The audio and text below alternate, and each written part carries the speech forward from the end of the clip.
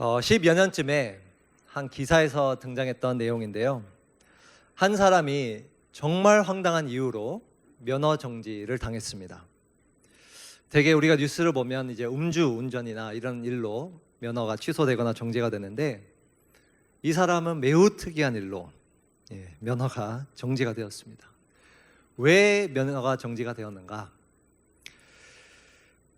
자기의 반려견을 산책을 시켜야 하는데 추운 겨울날 너무 귀찮은 나머지 자기는 차를 타고 운전을 하며 한 손은 운전대를 잡고 한 손에는 반려견의 목줄을 잡고 차를 타며 그 강아지를 산책시켰다는 이야기였습니다. 그래서 물론 아주 천천히 달리면서 산책을 기쁘게 하고 있다가 주민의 신고로 경찰이 출동하고 이분이 이제 외국에 있었던 일인데요. 대략 10만 원의 벌금과 6개월 면허 정지를 당했다는 기사였습니다. 물론 제가 또 자세히 읽어보니까 이 일만으로 정지된 것은 아니고 그동안 이제 벌점이 좀 쌓여 왔었는데 이 벌점을 대가로 면허가 6개월 정지된 것입니다. 이 이야기를 들으면서 여러분들은 어떻게 그럴 수 있을까 생각할 수 있겠지만, 아마 우리 모두의 삶에는 누군가가 들으면 저 정도까지 게으를 수가 있나 라는 부분이 다 있을 겁니다. 이 사람도 법원에서 이제 항소를 하다가 인정을 했답니다. 사실 제 게으름입니다. 너무 귀찮아서 그랬습니다. 그렇게 항변을 했지만 판사는 그대로 형을 집행했습니다. 우리 중에서는 차로 개를 산책시키는 사람은 없겠죠. 없으리라 믿습니다. 그러나 이러한 귀차니즘 혹은 게으름은 우리 모두의 삶 가운데서 쉽게 찾아볼 수 있습니다. 오늘 잠언 말씀을 통해서 저는 좀 게으름에 대해서, 저도 처음 이 주제로 설교를 해보는데요, 게으름에 관해서 말씀을 나누고 싶습니다. 오늘 주보를 보시면 세 가지에 대해서 나누겠는데요. 첫 번째는 게으름의 모습, 어떠한 모습으로 게으름은 우리 삶 가운데 나타나는지 살펴보고요. 게으름의 결과, 우리의 게으름은 어떠한 영향을 미치는지, 결과를 불러일으키는지 살펴보고요. 마지막으로는 게으름의 원인, 게으름의 그 뿌리는, 원인은 무엇일까 살펴보므로 우리 어떻게 하면 그 게으름에서 벗어날 수 있는가를 함께 보면 좋겠습니다. 첫 번째는 모습입니다. 게으름의 모습. 우리가 조금 전에 읽었던 구절인데요. 다시 6장으로 넘어가 한번 보시면 이렇게 시작합니다. 게으른 자여 개미에 어떻게 하라고요? 개미에 가서.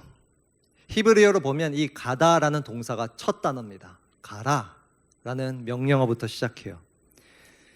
게으른 자에게 움직일 것을 독려하는 동사입니다. 가라. 개미에 가서 지혜를 얻으라고 명령을 해요. 어떤 지혜인가? 7절, 8절을 보시면 개미는 두령도 없고 감독자도 없고 통치자도 없으되, 이거 무슨 말이냐면 개미는 누군가가 일을 시켜서 하지 않는다라는 거예요. 어떤 두령, 우두머리, 감독자, 통치자도 없는데 어떻게 하는가? 8절을 이어서 보시면 먹을 것을 여름 동안에 예비하며 추수 때에 양식을 모으느니라. 누군가가 시키지도 않는데 개미는 스스로 힘을 모아서 예비를 한다는 거예요. 앞일을 준비한다는 이야기입니다. 이 지혜를 배우라는 말은 반대로 어떤 말인가? 게으른 자의 모습이 누군가가 시켜야만 겨우 일을 하고 또 앞일을 준비하지 않는다라고 우리가 추측해 볼 수 있습니다. 그것이 게으른 자의 모습이다. 그리고 잠언 기자는 9절 10절에 이어서 이렇게 게으른 자의 모습을 묘사합니다.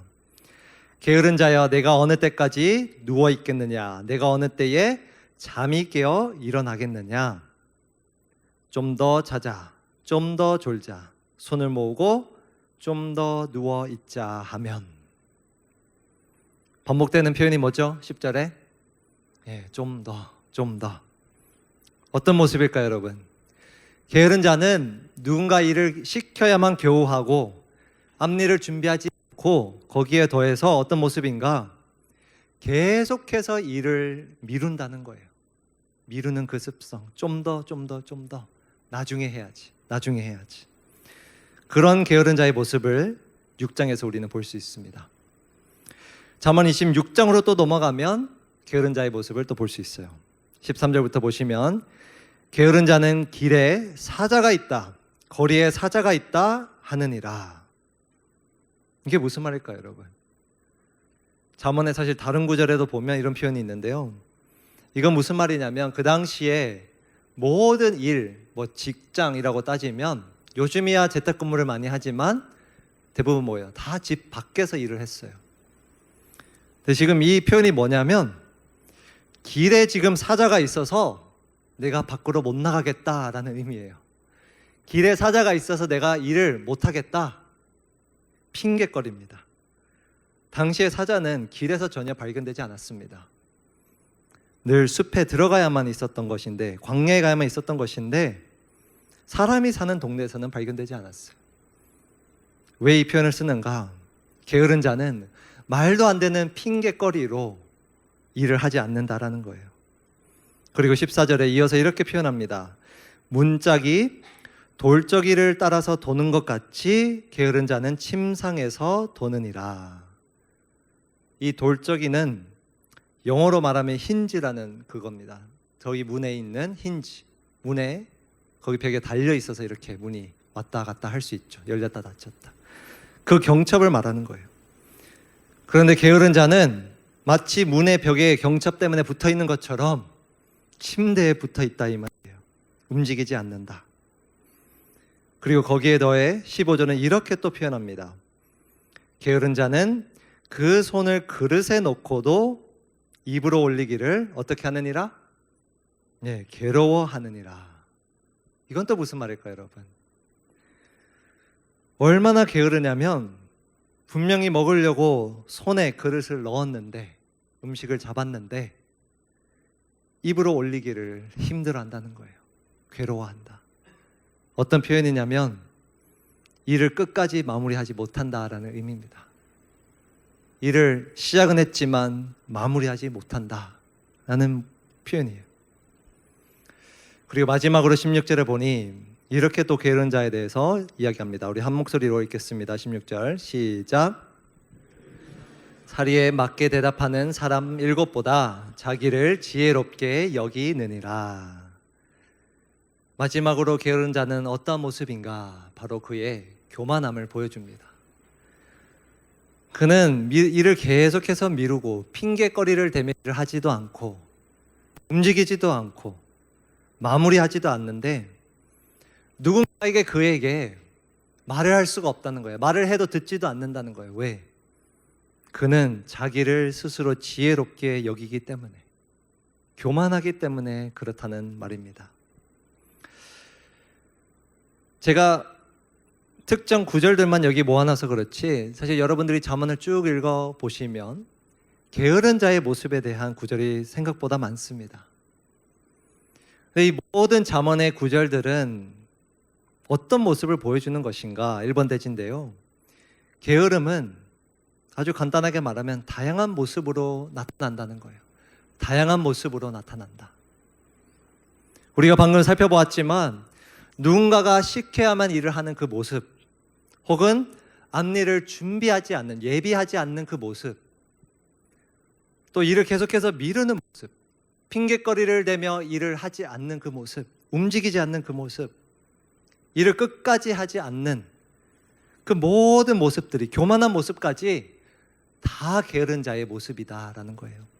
다양하게 나타난다는 거예요. 이 말씀 앞에서 우리가 목장 가서 이제 또 나누겠지만 내 삶에서는 이 게으름은 어떻게 나타나고 있는가 우리가 한번 살펴보면 좋겠어요.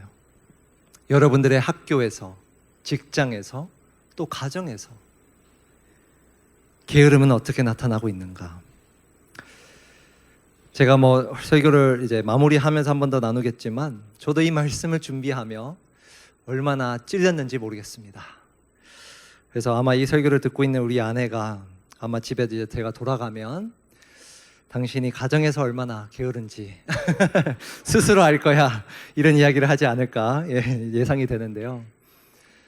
정말 게으름의 모습은 다양하게 우리 삶 가운데 자리 잡고 있습니다.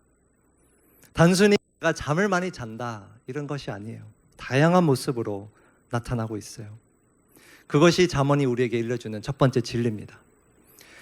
그렇다면 이 다양한 모습의 게으름은 과연 우리의 삶 가운데 어떤 영향을 미칠까요, 여러분? 어떤 결과를 불러일으킬까요? 6장 11절을 보시면 내 빈궁이 강도같이 오며 내 곰핍이 군사같이 이르리라.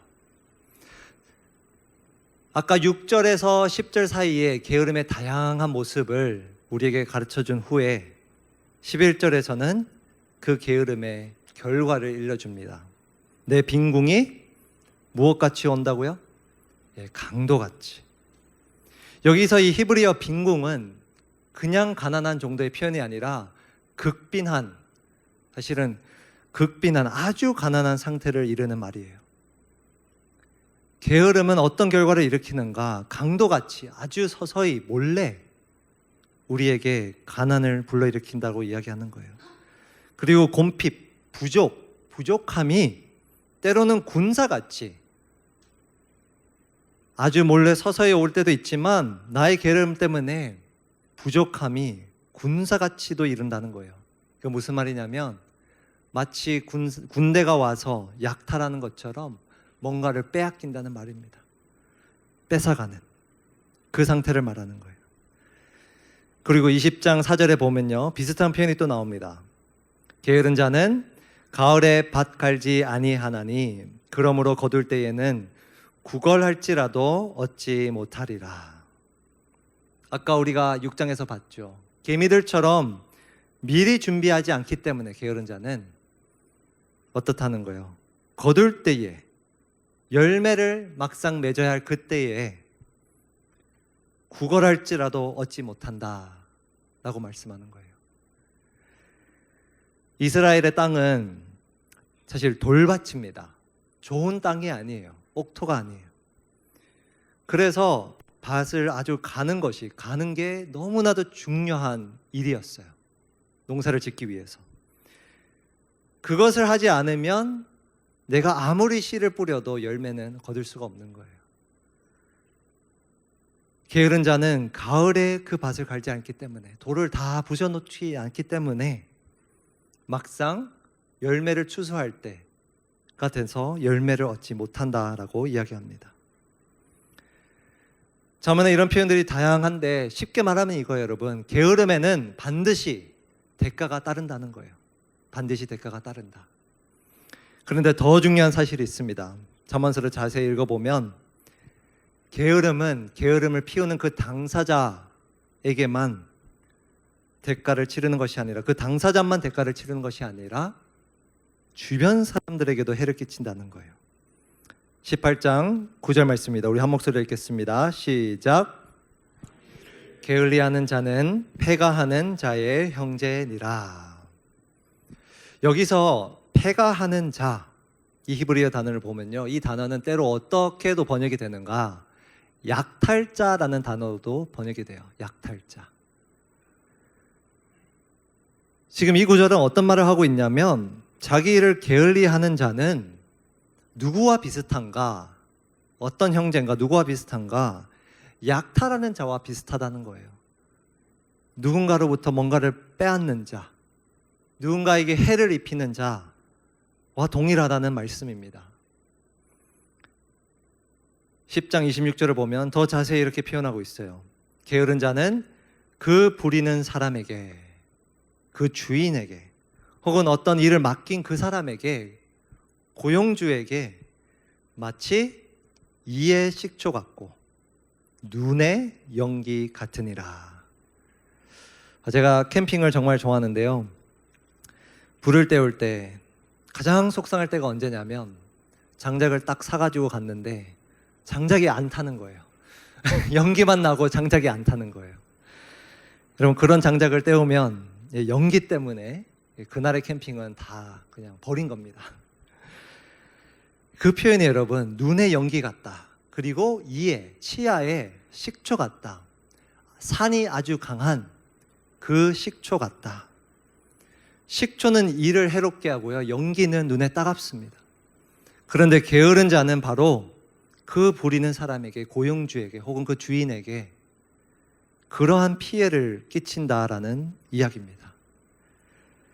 잠언 기자를 잘 살펴보면, 말씀을 잘 살펴보면 게으름은 단순히 나에게만 가난을 불러일으키고 해를 입히는 것이 아니라 내가 속한 그 공동체, 그 사회에게도 피해를 입힌다라고 이야기하고 있습니다. 그게 2번 대지입니다.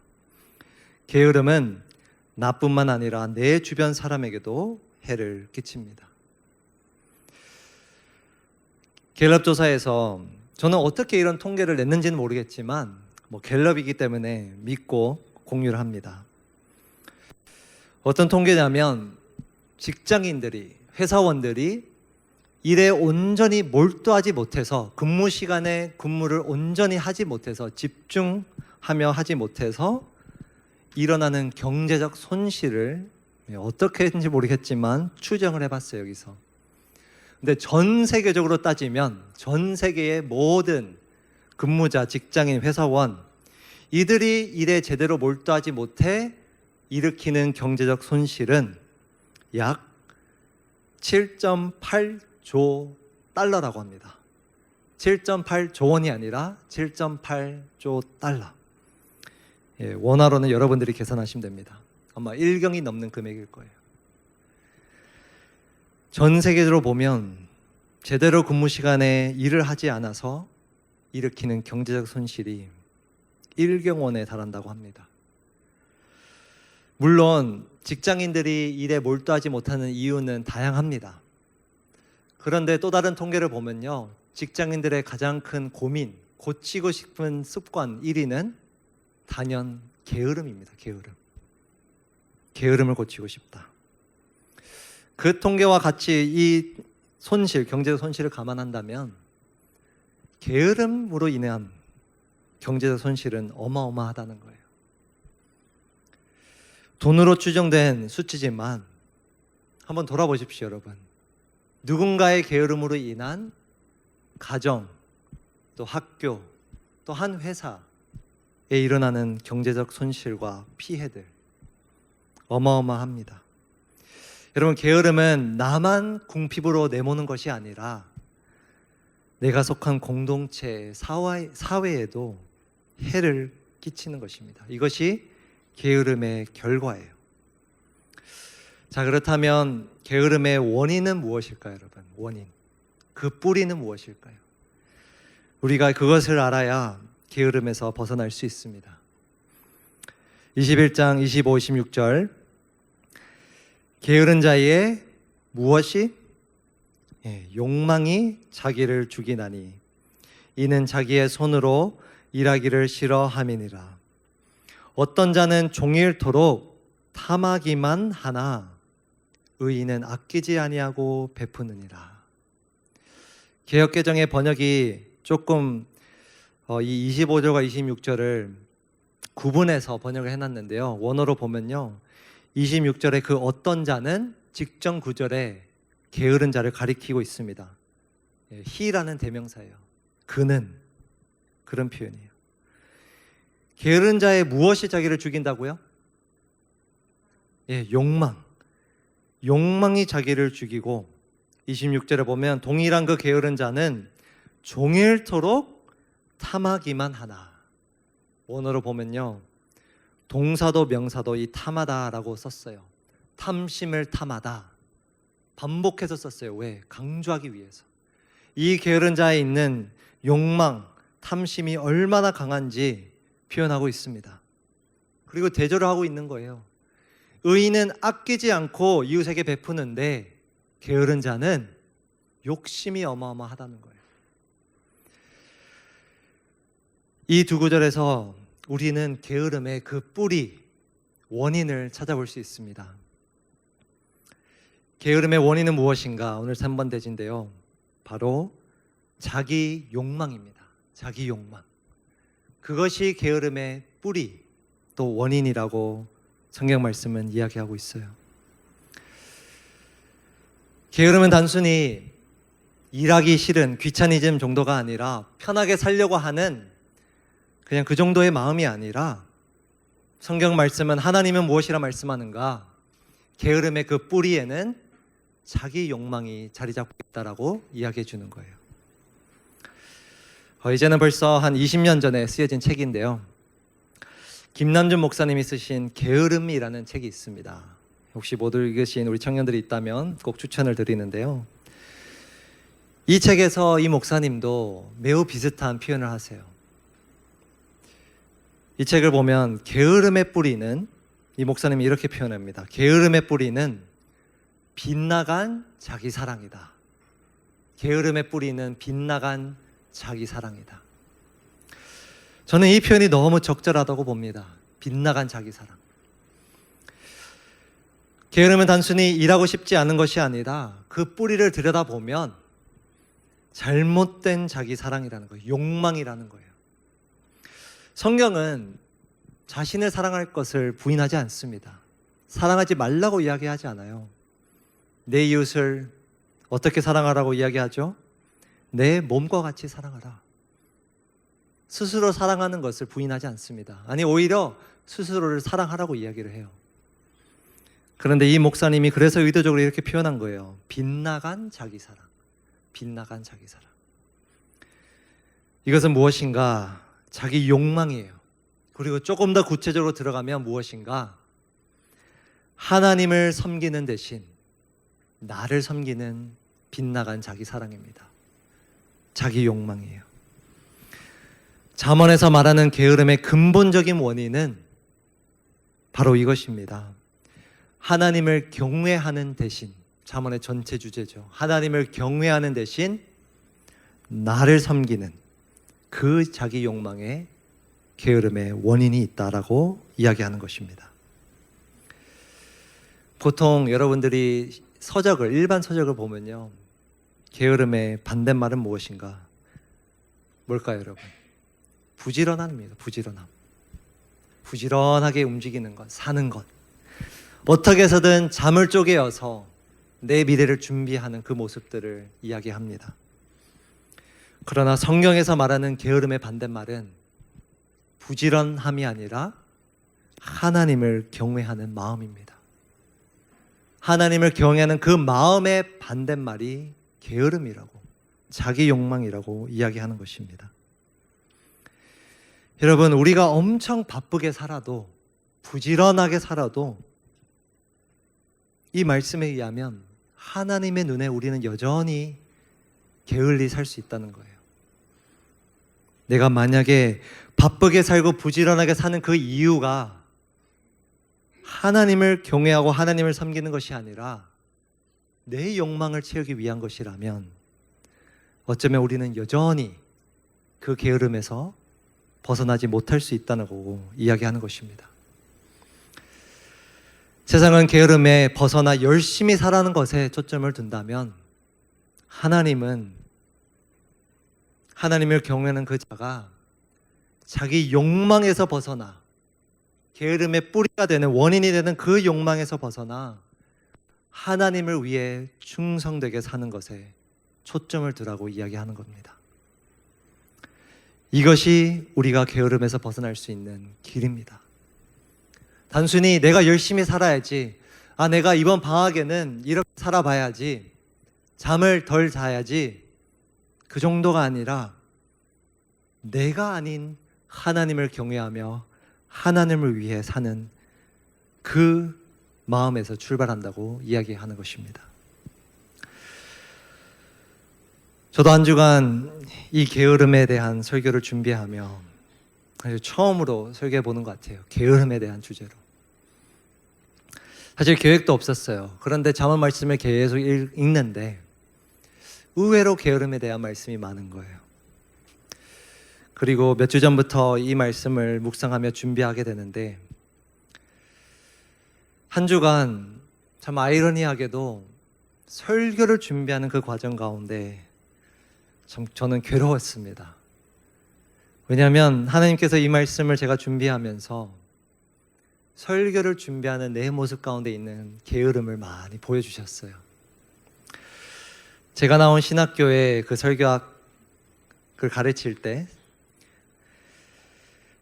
대략 사람마다 다를 수 있지만 대략 설교 한 편을 위해서 20시간을 투자하라고 가르칩니다. 한 주에 20시간을. 물론 이제 그 설교만을 위해서, 돌아올 설교를 위해서만 20시간을 쏟으라는 건 아니고 장기적으로 다음 설교, 다음 시리즈를 위해서도 쪼개어서 총 그래도 한 주에 20시간, 적어도 20시간을 할애하라고 그렇게 가르쳐요. 당연히 저는 신학교를 졸업하고 그렇게 준비를 해왔습니다. 그런데 올해부터 이제 제가 교회에 이제 풀타임으로 사역을 하면서 사실 일과 시간이라는 게 있지만 목회자들에게도 설교만 준비하는 것은 아닙니다. 다른 일들도 많아요.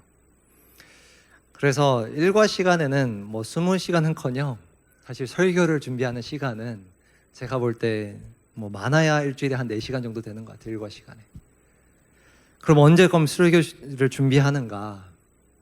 애들을 다 재우고 나서 밤 10시, 11시부터 하루에 한 서너 시간씩 준비를 하는 거예요. 제가 그렇게 1월부터 해왔거든요. 12월부터. 근데 이제 한 2월, 3월이 되니까 몸이 망가지는 거예요. 그렇게 하니까. 그리고 일과 시간에 또 영향을 주고, 내가 이렇게 계속해서 새벽까지 하니까 이제 낮에 다른 일을 할 때 지장을 주는 거예요. 그래서 한 달 전부터 스스로 타협을 하기 시작했습니다. 내가 굳이 이 시간을 채워야 될까? 그리고 지름길들을 찾기 시작했습니다. 그런 제 모습을 이번 설교를 준비하며 하나님께서 많이 보여주셨어요. 설교 준비에 시간을 점점 줄이는 제 모습, 준비를 미루는 내 모습, 그런 모습들을 자꾸만 보여주시는 거예요.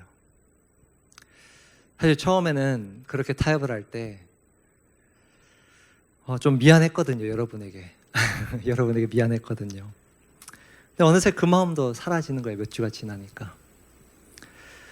근데 이번에 이 말씀을 준비하며 하나님께서 이런 마음을 주셨어요.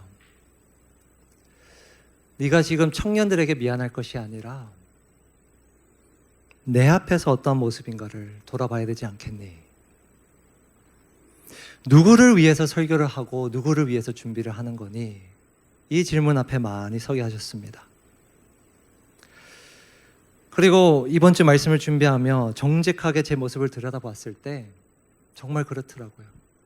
어느새 매주 하는 이 설교가 그냥 내가 일을 쳐내는, 끝내야 되는 하나의 과업으로만 느껴지고 그렇게 제가 행하고 있더라고요.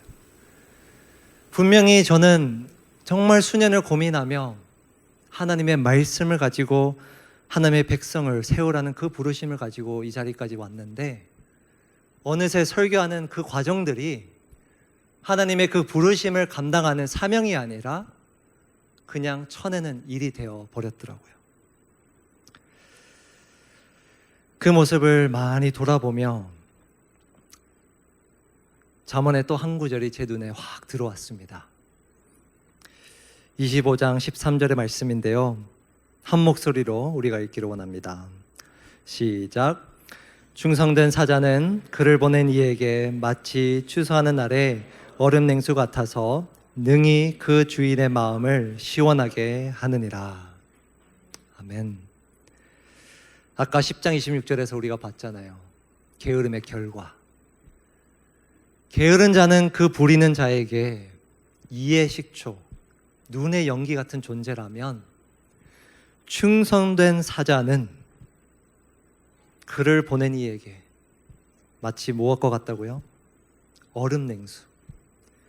추수하는 날에 힘겹게 일하는 그 날에 마시는 그 냉수. 그것과 같다라고 이야기하고 있습니다. 그 비유를 못 알아들을까 봐 하반절에 이렇게 또 표현하고 있어요. 능히 그 주인의 마음을 시원하게 하느니라.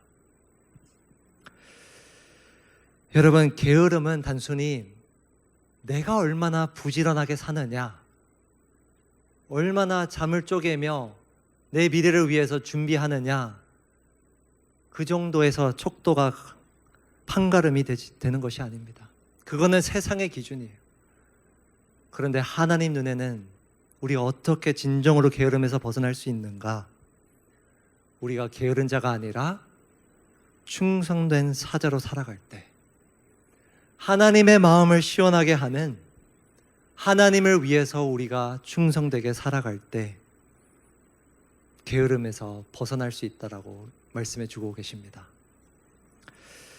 저는 우리 청년들이, 저와 여러분이 정말 하나님께서 이 땅 가운데 우리에게 맡기신 그 사명을 온전히 이루어서 하나님 눈에 연기 같은 존재가 아니라, 하나님 치하의 식초 같은 존재가 아니라, 정말 이 말씀대로 하나님의 마음을 시원케 하는 우리 청년들 되기를 주님의 이름으로 축복합니다. 오늘 이 말씀 가지고 우리 한번 우리의 모습을 좀 돌아보며 기도하면 좋겠습니다. 아까 첫 번째 대지에서도 봤지만 게으름은 정말 다양한 모습으로 우리 삶 가운데 찾아옵니다. 나타나요. 누군가에게는 정말 말 그대로 좀 더 자자, 좀 더 졸자, 이 말씀에서 우리가 벗어나야 될 부분도 있겠지만, 여러분들이 정말 바쁘게 열심히 산다고 해도 정말 그 게으름의 원인, 그 뿌리에서 여전히 우리가 그대로 살고 있지는 않은가를 좀 돌아보길 원합니다. 이 말씀을 전하며 단순히 부지런히 삽시다 라고 이야기하는 것이 아닙니다. 여러분들은 무엇을 위해 살아가십니까? 오늘 이 말씀을 가지고 우리가 기도할 때, 하나님, 내 삶 가운데 깊이 자리 잡은 나도 발견할 수 없는 그 게으름을 이 말씀 가운데, 이 말씀 앞에서 밝혀주시고, 정말 내 마음 깊이 그 깊은 곳에 자리 잡은 자기 욕망, 빗나간 자기 사랑을 정말 하나님의 경외하는 마음으로 회복해 하여 주시옵소서. 나의 욕망을 채우기 위해 살아가는 것이 아니라 정말 하나님을 위해서, 하나님의 사명을 감당하기 위해서 살아가는, 하나님의 마음을 시원케 하는 충성된 사자가 되게 하여 주십시오. 이러한 기도 제목으로 나 자신과 또 우리 청년 공동체를 위해서 기도하겠습니다. 하나님 아버지, 정말 이 말씀 앞에 우리가 정직하게 우리의 모습을 돌아보길 원합니다. 우리의 정말 이 말씀들 가운데 나타난 그 게으름의 모습들 하나님 밝혀 보여주시고, 우리가 정말 일을 미루고 또 일을 계속해서 핑계를 대며 하지 않는 모습들이나 또 교만한 우리의 모습들은 없는지 이 말씀 앞에 우리가 정직하게 그 거울 앞에 우리를 발견하길 원합니다. 그리고 무엇보다도 겉으로 드러난 그런 게으름뿐만 아니라 내 자리에, 내 마음 가운데 깊숙하게 자리 잡은 자기 욕망과 빗나간 자기 사랑을 발견케 하여 주사 정말 하나님을 경외하는 마음으로 이 잠언의 말씀을 통해서 다시 한번 회복하여 주시옵소서. 그래서 정말 우리가 하나님을 위해서 살아가는 자들 되게 도와주옵소서. 정말 직장에서 또 학교에서 나의 부모님 때문이나 나의 고용주 때문에 살아가는 자들이 아니라 하나님 앞에서 일을 하게 하시고, 하나님 앞에서 공부하게 하시고, 하나님 앞에서 삶을 최선을 다해 살아가는 우리가 되게 도와주시옵소서. 그래서 정말 하나님의 마음을 시원케 하는 우리 청년들, 정말 하나님의 눈에, 하나님의 이에 식초와 연기 같은 존재가 아니라 정말 냉수와 같은 존재가 되게 하여 주사 정말 하나님의 사명을 이 땅 가운데 온전히 감당하며 훗날 하나님 앞에 섰을 때 우리가 정말 담대하게 나아갈 수 있도록 정말 하나님 앞에 온전하게 서서 우리가 그 하나님 앞에 상급을 기쁘게 받는 그러한 충성된 사자가 되도록 주님 우리 모두를 그렇게 한 사람 한 사람을 이끌어가 주시옵소서. 하나님 아버지, 잠언 말씀을 통해서 게으름에 대해 가르쳐 주심에 감사합니다. 그동안 우리가 게으름을 단순히 잠을 많이 자는 것, 일을 미루고 일을 하지 않는 그런 모습으로만 생각했다면, 오늘 이 말씀 앞에서 그러한 겉모습뿐만 아니라 정말 그 이면에 있는 깊숙한 곳에 있는 우리의 그 자기 욕망, 빗나간 자기 사랑을 오늘 이 말씀 앞에서 훤히 밝혀 주십시오.